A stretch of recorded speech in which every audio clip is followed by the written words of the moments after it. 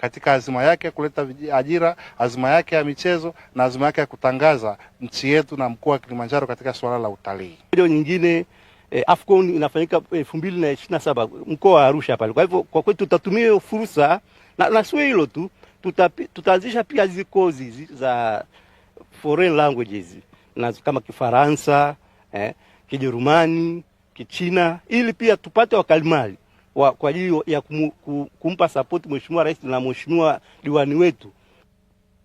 Ni fursa mbalimbali hizo kuelekea AFCON 2027 kule Kilimanjaro, kijizatiti kabisa kuelekea kuashiria kwamba nao wananufaika na michuano hii ya AFCON. Wakimbiaji zaidi ya 1000 wamejitokeza kushiriki mbio za Run for Sight zenye lengo la kuchangisha fedha kwa ajili ya kuwasaidia Watanzania kupata tiba macho bila malipo, zilizofanyika hii leo kwenye viwanja vya shule ya msingi Oysterbay jijini Dar es Salaam, ambapo washiriki wamekimbia umbali wa kilomita 5 na 10.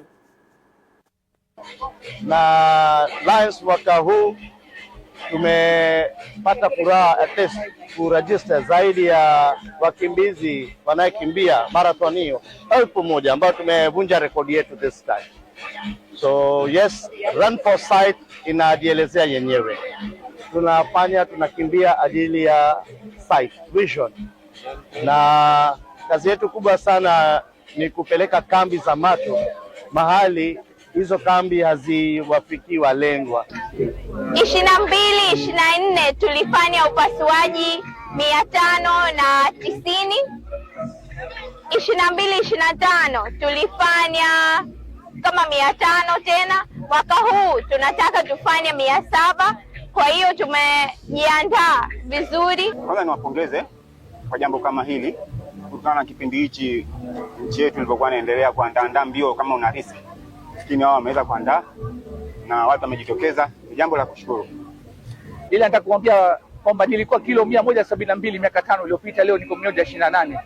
Nashukuru Mungu kwa yote hii mazoezi yanayotokea sasa hivi, na leo nimeweza kukimbia marathon ya kwanza au ya pili tuseme, na nashukuru nimemaliza vizuri. Shukrani zangu za dhati kwa ITV na watu wote ambao wameweza kufanikisha hiyo hafla, na tunaomba ifanyike kila wakati.